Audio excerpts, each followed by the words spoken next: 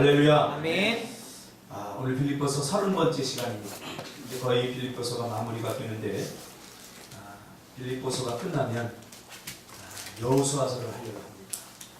요즘 올해 가나안 땅이죠. 그래서 가나안 땅에서 우리가 어떻게 전투를 하며 어떻게 우리가 믿음으로 그 땅을 밟아 나갈 것인가에 대해서 지금 목사님이 준비를 하고 있어요. 여호수아. 그래서 여호수아를 준비하면서 이거 빨리 끝내고 싶어요. 빌립보서. 이미 마음이 떠났어요. 그러나 오늘도 준비하면서 제가 큰 은혜를 많이 받았습니다. 행하라 그러면 이런 제목으로 하나님 말씀 증거하겠습니다. 행복을 물론 행복이라고 하면 행복한 형용사죠. 행복한 이 말 자체가 느낌 언어이긴 하지만 이 행복을 다른 느낌 언어로 표현하자면 평화로움입니다. 평화로운 상태. 그 상태가 바로 우리가 행복한 상태죠. 그렇죠? 평화로운 상태. 그 상태가 바로 행복한 상태입니다. 행복은 마음이 평화로움 속에서 느낄 수 있는 그런 복된 경험입니다. 오늘도 저는 평화로 이 찬양을 부르면서 마음의 평화가 딱 오는 것을 제가 깨달았어요. 요즘 제가 삶을 살아가면서 이 평화를 경험합니다. 참 잠잠히 다가오신 하나님의 평화. 나를 내려놓으니까 평화가 오더라고요. 하나님께서 태초에 만드셨던 그 세상에는 불행이 존재하지 않았습니다. 전쟁도 없었고요. 또 사람들의 마음속에 우울함도 없었고 근심도 없었고 염려도 없었고 걱정도 없었고 한마디로 이 상태를 평화시대. 평화. 여기저기서 웃음꽃이 피어나고 즐거움이 넘쳐나고 삶의 활력이 넘쳐나는 그러한 순간들이었죠. 너무나 평화로운 세상이었죠. 그러나 그 평화가 깨져버리죠. 불순종으로 인해서 죄로 말미암아 평화가 깨져버리죠. 죄의 속성이 있는데 죄는 뭐냐면 평화를 깨버립니다. 사람들의 마음의 평화를 깨고 공동체의 평화를 깨고 죄가 들어옵니다. 죄가 내 마음속에 들으면 내 마음의 평화가 깨져. 우리 공동체에 죄가 들어오면 우리 공동체의 평화가 깨어져 버립니다. 그래서 하나님께서는 이스라엘 그 백성 중에 한 사람만 그 죄를 지어도 그걸 그냥 넘어가지 못했어요. 왜? 평화가 깨져버립니다. 죄로 말미암아 하나님의 형상을 따라 지음받은 우리의 영혼이 죽게 되지요. 그래서 우리는 더 이상 하나님과 함께할 수 없게 된 거죠. 우리 영혼이 죽어버렸어요. 우리가 하나님의 형상을 따라 지음을 받고 그 코에 생기를 불어넣었어요. 그건 뭐냐? 하나님의 영을 불어넣었다는 거예요. 우리가 영적인 존재가 된 것은 하나님이 영적인 존재이기 때문에 그렇죠. 그래서 그 코에 하나님의 영을 불어넣으니까 우리가 생명이 된지라. 성령이 아니라 생명, 살아있는 영이 된지라. 그러나 죄로 말미암아 그 영이 죽어버리다는 거죠. 이것이 불행의 시작입니다. 하나님이 영이 내 안에서 떠나가 버렸어요. 내 안에서 죽어버렸어요. 하나님은 영이기 때문에 우리가 이 영이 살아있어야 하나님을 인식하고 하나님과 교제하고 하나님과 함께할 수 있는데 내 영이 죽어버리니까 하나님을 인식하지 못하니까 모든 것들이 다 두려움의 대상입니다. 마치 어린아이가 엄마와 손잡고 가다 엄마를 잃어버렸을 때의 그 두려움. 우리 예원이는 엄마를 잃어버릴까 자다가도 꼭 엄마 앞에 거의 내가 봤을 때는 잠결인데도 불구하고 꼭 엄마 옆에 왔었잖아요. 이게 불행의 시작이죠. 우리의 죽은 영은 죽은 사람을 알아보니까 내가 죽으면 준석이가 와서 내 코를 잡았다 아니고 따귀를 때리고 발로 차고 그랬는가 못 알아. 왜? 죽었기 때문에. 그러니까 우리의 영이 죽으면 하나님을 인식할 수 없어요. 세상 사람들은 하나님을 알 수가 없어요. 하나님의 특별한 은혜가 아니에요. 왜? 영이 죽었기 때문에. 이 땅에 오신 이유가 뭐예요? 그 죽은 영을 살리고 하나님과 우리가 교제하고 잃어버렸던 평화를 회복시켜 주시기 위해서. 죄가 들어오면 평화가 깨집니다. 죄는요, 미워해야 돼요. 하나님이 성경에서 미워하라 그러면 한 번도 안 했어요. 사랑하라고 그랬죠. 그러나 미워하라 그런 게 있어요. 죄를 미워하라. 죄는 미워해야 되겠어요. 이사야서 59장 2절에 보니까 오직 너희 죄악이 너희와 너희 하나님 사이를 세퍼레이트, 분리시켰다. 죄가 하나님과 우리 사이를 분리시켰다. 하나님과 분리되면 평화가 깨져버립니다. 그 순간. 어린아이가 엄마 손을 잡고 가다가 잃어버리면 그 순간 어떻게 되죠? 엄마! 눈물이 쏟아지죠. 두려움이 엄습하게 되는 거죠. 갓 태어난 어린아이에게 가장 큰 축복은 그를 보살피고 그에게 그의 생명을 지켜줄 생명의 젖줄인 엄마가 함께하는 것입니다. 엄마가 함께하는, 엄마 밥 줘, 밥 줍니다. 엄마 맛있는 거 사줘, 사줍니다. 때로는 엄마가 위험한 곳에 가면 가지 못하도록 그렇게 보호를 해줍니다. 엄마가 함께하는 것 자체가 축복인 거죠, 어린아이. 우리도 마찬가지입니다. 하나님, 축복의 근원인 하나님이 우리와 함께하는 것이 축복입니다. 할렐루야. 그분은 능력이 많으시고 전지전능하셔서 우리의 모든 것을, 우리의 모든 필요를 채우시고 공급해 주십니다. 또 우리가 위험한 곳에 사망의 엄침한 골짜기를 다닐지라도 우리를 그곳에서 지켜주시고 보호해 주시는 거예요. 그러나 죄로 말미암아 우리는 더 이상 하나님과 동행할 수 없는 존재로 전락해버린 거죠. 이것이 죄를 지은 우리 인간의 실존입니다. 이때부터 우리에게는, 우리 인류에게는 근심과 염려, 불행과 저주가 사람들의 마음에 자리 잡기 시작했습니다. 두려움과 불안, 행복하지 못한 갈등과 긴장의 상태를 우리가 죄 때문에 경험하게 된 거죠.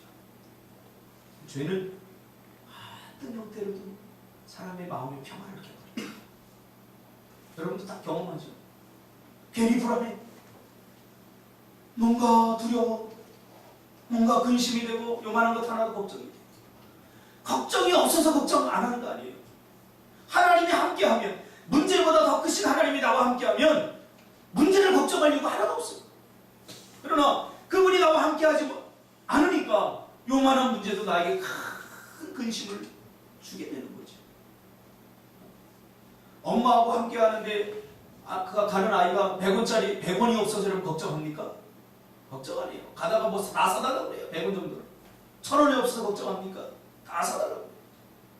그러나 홀로 남겨진 아이는 100원이 없어서 두렵고 걱정이 될 수밖에 없는 거죠. 그래서 하나님께서는 평화가 깨어진 우리 모습을 불쌍히 여기셔서 깨어진 평화를 회복시켜 주시기 위해서, 평화를 깬 죄의 문제를 해결해 주시기 위해서 예수 그리스도를 이 땅에 보내주시고 십자가에 달려 죽게 하심으로써 우리의 죄의 문제를 해결해 주셨습니다. 뿐만 아니라 예수 그리스도를 믿음으로 다시 평화를 회복시켜 주신 것입니다. 그래서 에베소서 2장 14절에 보면 그는 우리의 화평이신지라 둘로 하나를 만드사 원수된 것 곧 중간에 막힌 담을 자기 육체로 하셨다 라고 말했습니다. 저는 분명히 깨달았습니다. 예수 믿는 가정은 행복해요. 그 부모가 예수를 믿으면 행복해요. 왜? 평화가 뭔지 알기 때문에.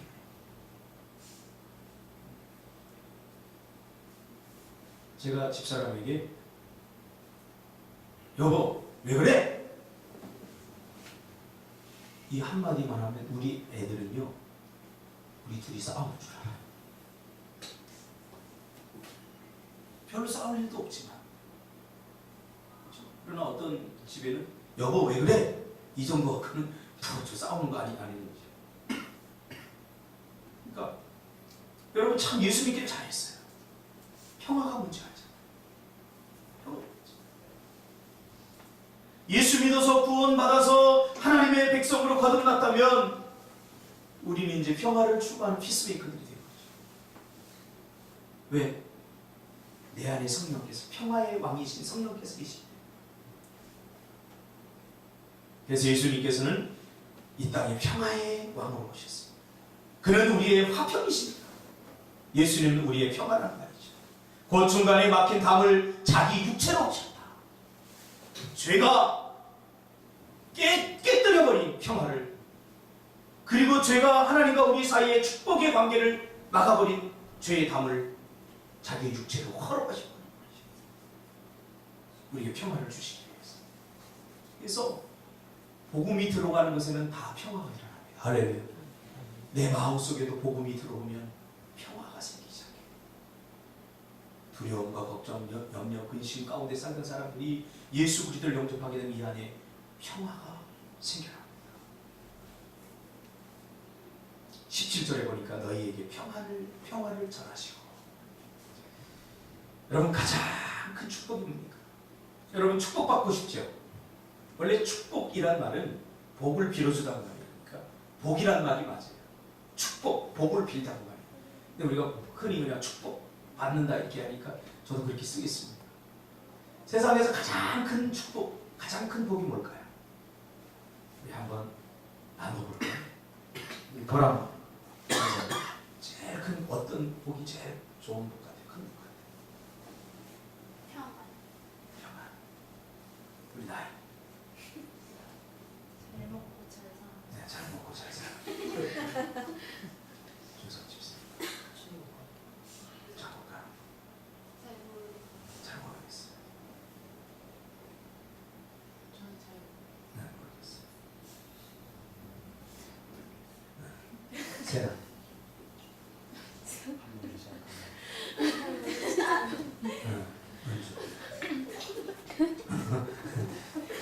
웃기다고? 생각해본 적이 별로 없어? 세강 집사 나중에 대한 집사 구워 상진 집사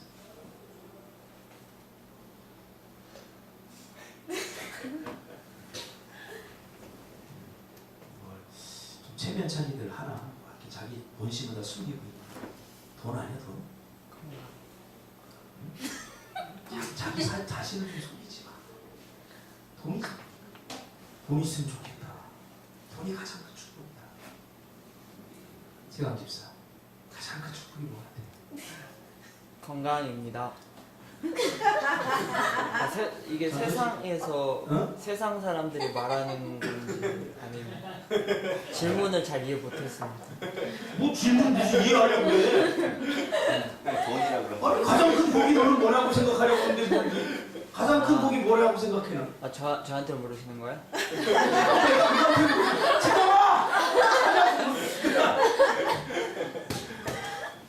그건 예수님 만나는 거. 예수님 만나는 오늘 잘 왔어요. 우리가 이렇게 예수 믿어도 가장 큰 복이 뭔지도 모르고 지금 희경이 있어 요금 못하고 원래 이렇게 내가 하려고 했어. 이 지랄하고 이러려고 했어. 아니 복이 내가 가장 하나님께 받고 싶은 복이 뭔지도 모르는데 네가 뭘 어떻게 지금 뭐 기도를 한다는 거야. 지금 제가 설교했잖아요. 가장 큰 복이 우리 예원이에게 가장 큰 복이 뭘까요? 엄마와 같이. 그렇죠. 엄마와 같이. 그 아이에게 좋아하는 장난감, 응? 뭐 요새 뭐 사달라고 막 그러는데 그거 사주고 맛있는 거 뷔페에 가서 매일 먹고 근데 엄마가 없어. 과연 복일까요? 잠이 잘 안 오고 뭘까요? 우리에게 가장 큰 복은 하나님이 우리와 함께하고 타고나지 않았습니까? 설교 끝이 하나님이 우리와 함께하는 거예요. 근데 우리 지금 쓸데없는 걸 구하고 하나님 없는 돈을 구하고 하나님 없는 명예를 구하고 하나님 없는 성공을 구하고 우리 안에 하나님이 있는데 그것으로 만족하지 못한다. 하나님이 있잖아요. 우리 없지. 하나님과 함께 있잖아요. 얼마나 행복하죠. 저는요 용돈을 지금 저는 한 번도 못 받았어요. 누구는 뭐 30만 원, 40만 원, 50만 원. 월급 부교육자 때 제가 250만 원 한 10년 전에 타먹고 지금. 그래도 난 너무 내 마음이 평안했어. 하나님이 함께하니까. 하나님이 함께.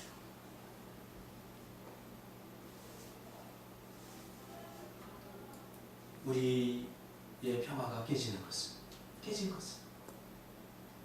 정말로 참된 축복인 예수 그리스도를 뒷전에 두고 가치 없는 것들, 참 평화를 줄 수 없는 것들을 왜 우리가 매달려 있기 때문에 할까?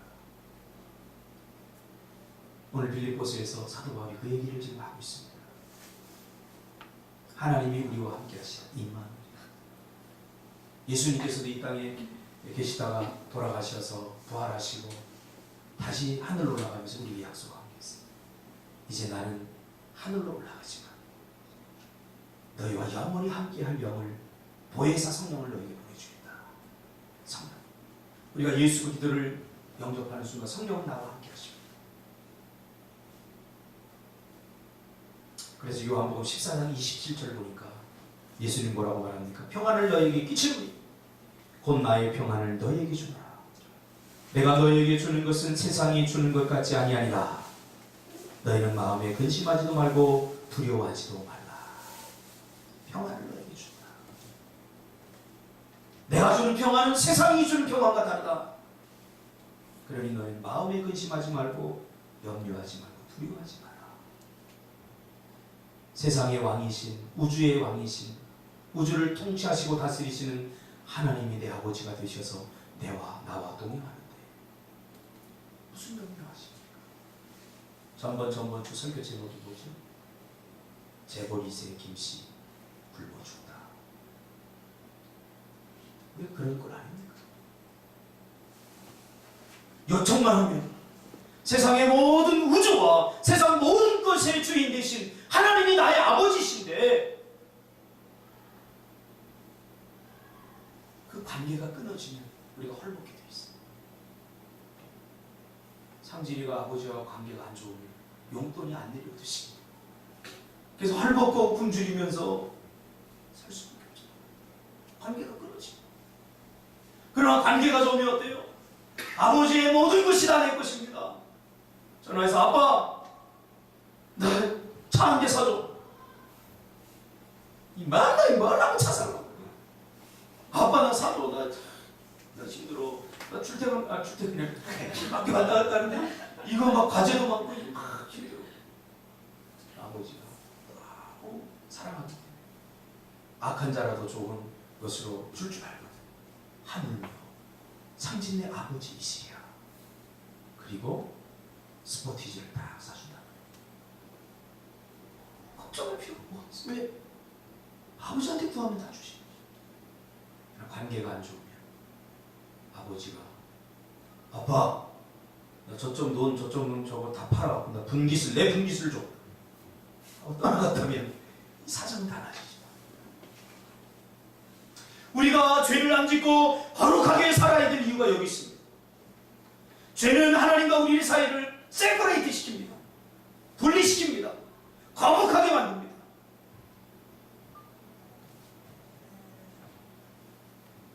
그래서 죄 짓지 말고 우리 때문에.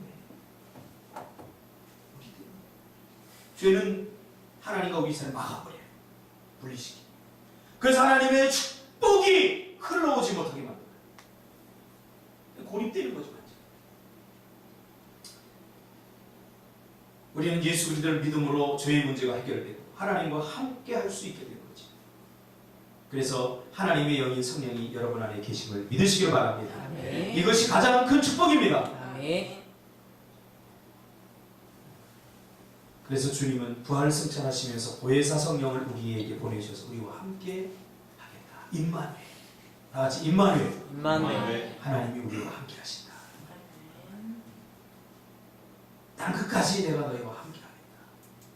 이게 끝이에요. 하나님 우리와 함께 하는데 뭐 걱정할 게 뭐가 있어. 그런데 우리는 이미 한 번 실패한 경험이 있잖아요. 우리 인간의 약. 하나님께서 아담과 하와를 만드시고 아담을 만드시고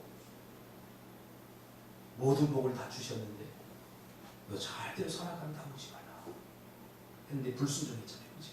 그래서 한 번 우리 인간이 실패한 것을 알았어요. 그래서 하나님께서 보완하셨어요. 그래서 예수 그리스도를 보내신 다음에는 성령을 통해서 보완하셨어요. 그래서 경고 정체를 달아주셨어요.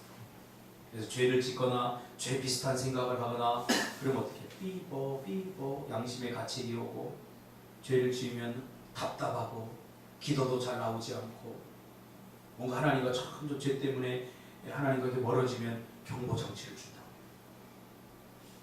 그렇죠? 위험하다 이렇게 경고를 자꾸 있는 거죠. 저도 기도 안 하고 뭐 이렇게 하다 보면 뭔가 마음에 두려움도 생기고 근심이 생기고 염려가 생기고 아차 하고 뒤를 돌아보면 하나님이 참으로 계시. 그럼 하나님을 다시 요청하고 하나님 잘못했습니다. 뭐 때문에 내가 하나님 너의 불순종과 너의 믿음 없음과 의심과 하나님 앞에 회개하면 하나님이 또 내 안에서 나를 통치하시고 다스리셔요. 그러면 어떤 어려운 문제와 불가능한 문제가 앞에 있더라도 이 하나님의 평화를 세상이 빼앗을 수 없어요. 성경이 말이잖아요. 그렇죠? 문제보다 크신 하나님이 계신.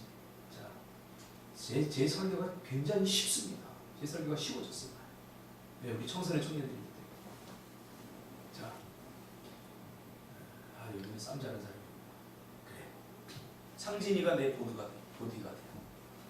상진이가 내 보디가드야. 근데 너희들 보디가드는 누구냐면 예원이야. 우리 박예원이.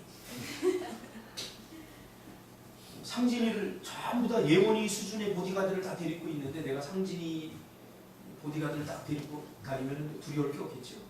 무슨 걱정이 있겠어요. 수준이 다르다. 그렇다고요. 하나님은 여러분의 보디가드. 엔다이야 우리 왜 있어? 보디가드. 근데 안 써먹어. 안 써. 계속 무서워. 그렇지. 세라 더 무서워. 그래서 죄 그러면 우리 두 가지 측면에서 생각해봐요. 자, 우리는 죄를 살인하고 큰 돈을 훔치고 이런 것들만 죄가 알아요. 근데 우리가 얼마나 죄를 밥 먹듯이 한번 볼까요? 그러니까 우리가 하나님 일하시지 못하도록 자꾸 이거 분리하는 거, 분리시키. 미워하는 것도 죄입니다. 미워하지 않는 사람 어디 있어? 미움? 아니 그까짓 건 뭐 누구나 다 지지. 성경은 미움을 그까짓 것이라고 말하지 않아요. 성경은 분명히 미움은 살인죄에 전조당합니다. 형제를 당하여 라라는 미움이 뭐가 돼요? 살인이 되는 거예요. 그러니까 죄 중에 작은 죄는 하나도 없어요. 그런 죄는 죄일 뿐이에요. 살인한 죄나 마음에 누구를 미워한 죄나 똑같은 죄예요. 하나님 보시. 그렇게 본다면 죄를 우리가 두 가지 측면에서 생각해야 됩니다. 첫째로는 소극적으로는 하나님께서 하지 말라고 하는 것은 한계의 죄입니다. 뭐라고요? 하지 말라고. 하나님께서 하지 말라. 근데 기쓰고 하는 거. 이게 죄예요. 그래서 우리는 하지 말아야 되겠다. 하지 말아야 되겠다. 술도 안 마셔야 되겠다. 담배도 피지 말아야 되겠다. 하지 않아야 되겠다. 그래서 하지 않는 것으로 만족하는 사람들이 많이 있어요. 이런 사람들이 약점이 뭐냐면 또 하나 죄, 적극적인 죄는 뭐냐면 하나님께서 하라고 하는 것을 하지 않는 것도 죄입니다. 하라고 했는데 하지 않는 것. 우리는 보통 하지 말라고 하는데 안 했어. 그러면 죄 안 졌다고 생각해요. 그러나 하나님이 하라고 했는데 하지 않는 것도 불순종입니다. 이 적극적 죄. 사도 바울은 빌립보 교회 성도들이 예수로 말미암아 얻은 평화가 깨어지지 않았으면 하는 간절한 기대를 담아서 평화를 깨는 죄에 대해서 적극적으로 대처하라고 말합니다. 네, 죄는 평화를 깨고 죄를 지면 어떻게 해요? 평화가 깨져요. 하나님이 우리와 함께 할 수 없어요. 함께 하지만 내 안에 계시지만 그 하나님과 함께 동행할 수 없죠.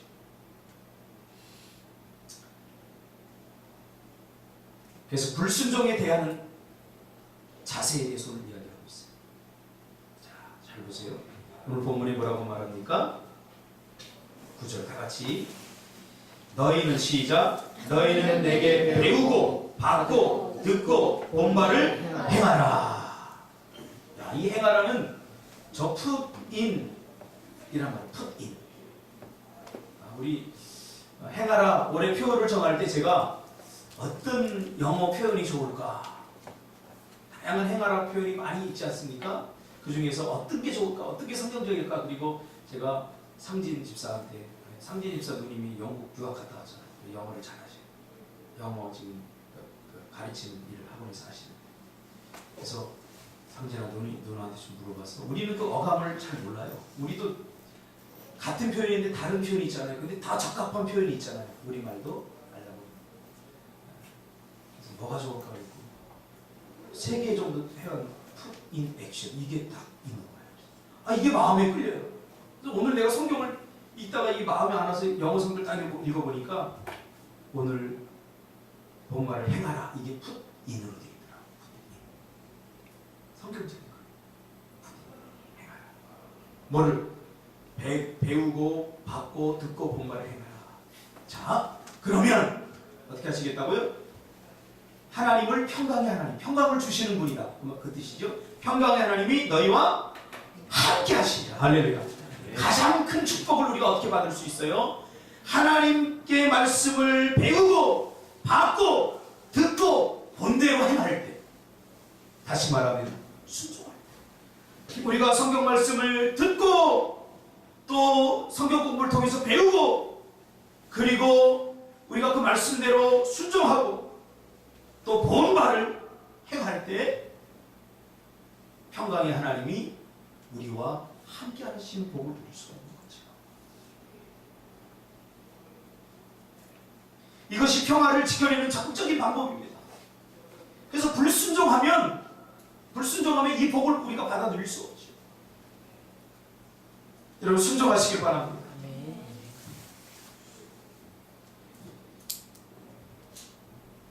하나님의 그 말씀대로 순종하면 그 평화가 우리에게 임하는 거죠. 자, 우리가 지금까지 신앙생활하면서 배운 거 있죠? 알죠? 어떻게 살아야 되는지 알죠? 주일 성수해야 돼, 안 해야 돼요? 해야 됩니다. 해야 돼요. 주일 성수 안 하면요 희망이 없어요.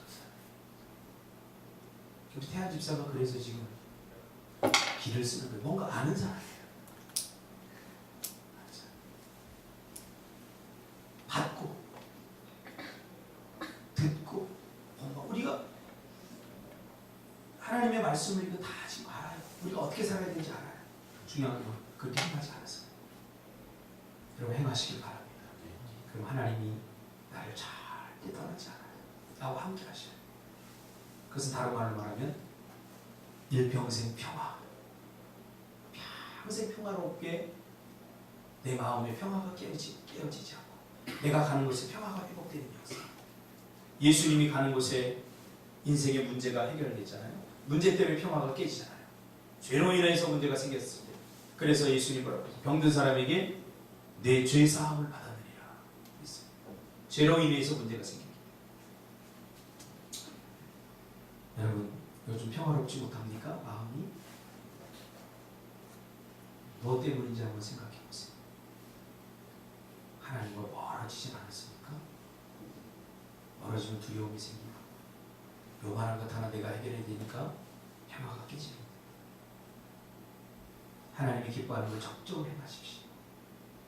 성경이 뭐라고 그러는지 그래서 성경 말씀과 함께 해야 돼요. 절대로 성경 말씀을 잊지 않고 하루를 산다는 것은 그날을 사탄에게 다 내어주고 이 말씀이 좀 들렸으면 좋겠어요.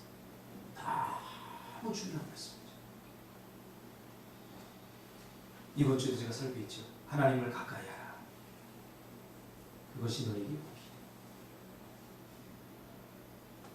평화 그러면 저는 이 시가 떠올라요. 여러분의 인생이 이 시와 같은 평화로운 삶이 되기를 바랍니다. 그리고 여러분의 마음이 무엇 때문에 평화가 깨어져서 근심에 사로잡히고 염려에 사로잡히고 그랬는지 모르겠지만 저는 평화 그러면 로버트 브라우닝이 쓴 이 시. 제가 7살, 8살 때 우리 누님이 시집을 하나 갖고 왔는데 그때 제가 그 맨 첫 장에 있던 시가 이 시예요. 근데 그 7살 그 나이에도 이 시가 끌렸어요, 저한테. 하나님이 주신 감동. 이게 하나님이 주신 감동으로 쓰는 것 같아요. 이 브라운, 로버트 브라운이. 영어로 하면은 더 좋겠지만 저와 여러분의 영어 실력이 미천한지라 한글로 번역된 걸 한번 보겠어요. 때는 봄. 눈을 다 감아오세요. 상상해보세요. 때는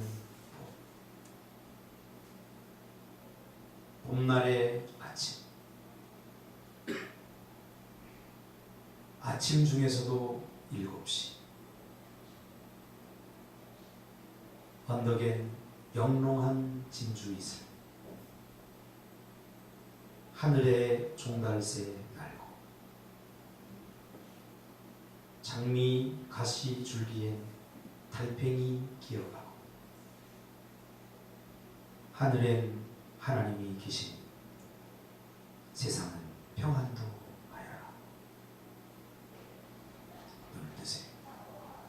국어 시간도 아니고. 이미지가 잡히죠? 이래도 안 잡힌 사람은 회개할 것이 참 많은 사람들이 뭐가 머리에 떠오르지 않습니까? 한평 봄, 추웠다고 봄, 날씨가 따뜻해져 나른한 그 봄, 그 봄날의 아침, 공기가 다르지 않습니까? 그 추웠다가 괜히 기분 좋아했던 봄날의 아침. 아침 중에서도 꽃이라고 하는 아침 7시 햇볕이 떠올라서 이슬 머금고 언덕에 영롱한 진주. 저는 시골에 살아서 지금 이게 막 떠올라요. 실제 제가 경험한 그런 장면 같아요. 그러기도 하고 주변에서는 새소리 좀 잘 냈으면 좋겠네요. 종달 새소리가 있고 장미가 막 피어서 장미 가시에 달팽이가 막 기어가 그걸 본 거예요. 로버트 브라운. 그걸 보니까 와, 자기도 모르게 하나님 찬양해요. 하나님이 이렇게 평화롭게 만드셨구나. 그렇죠? 우리 마음에 하나님이 계신 사람, 이렇게 이런 평화를 누리게 될 줄 믿습니다. 할렐루야. 너무 집착하지 마세요. 여러분 안에 하나님을 섬기고 모시고 살아가시길, 그 말씀에 순종하시길 주님의 이름으로 축복합니다. 기도하겠습니다. 주님 감사합니다.